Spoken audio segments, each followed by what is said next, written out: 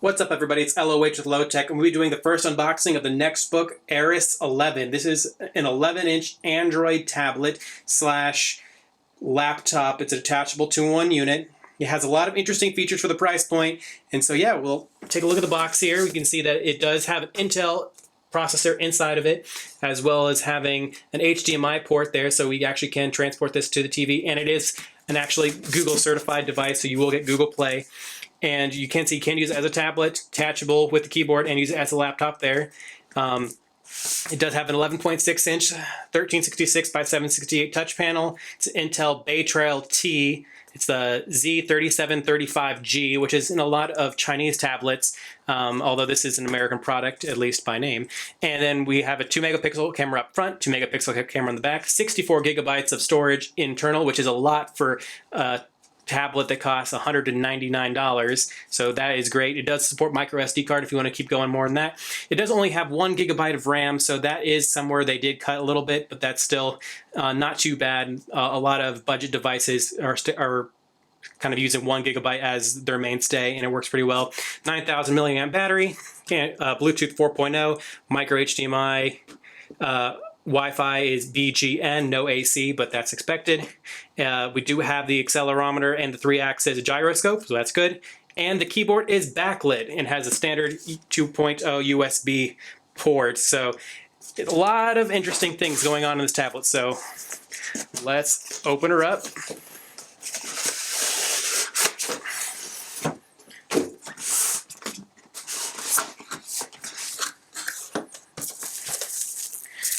Put this aside here, see what comes inside the box.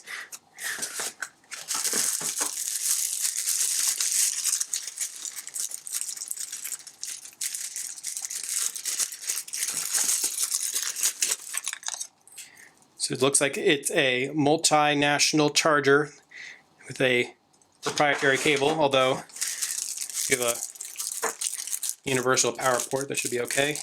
Micro USB cable here. This is the adapter for the US plug. I'm sure if you get this overseas, you'll get a plug for there.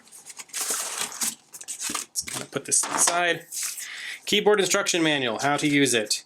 As you can see, it has the nice little blue backlight here showing.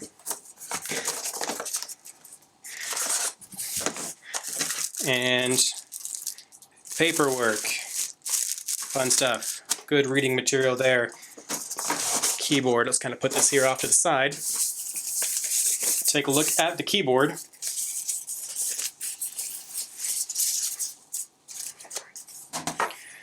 has this really funky looking blue undertone. I'm not sure if that's, yeah, it looks like that is the color underneath.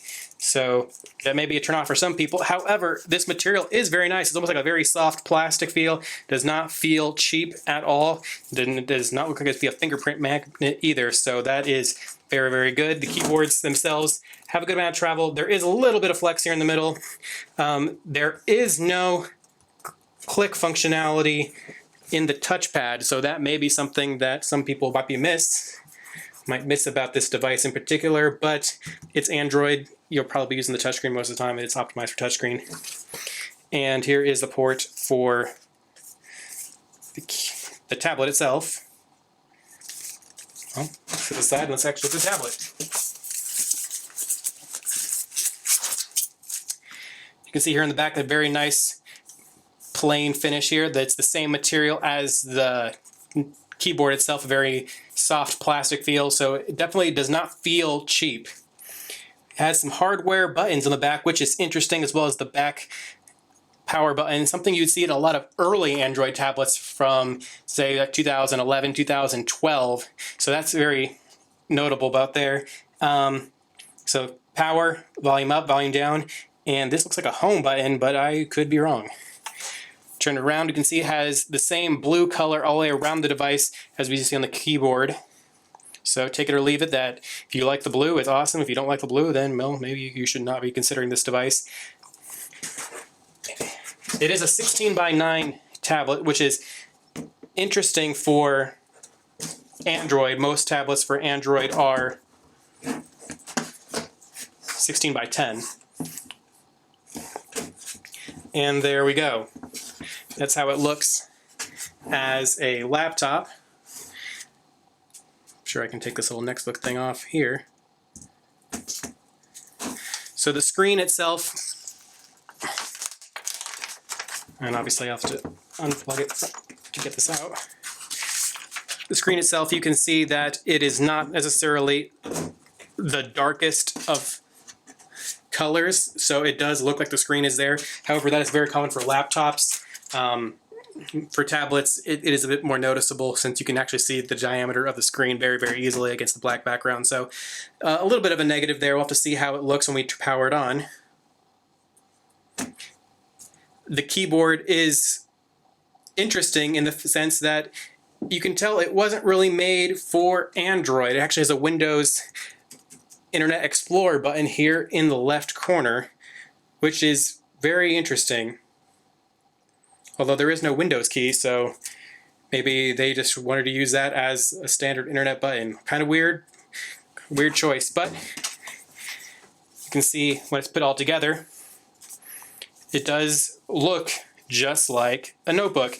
Although that is a very big camera, a lot bigger than you would see inside of a regular laptop. Regular laptops wouldn't have a camera on the back anyways.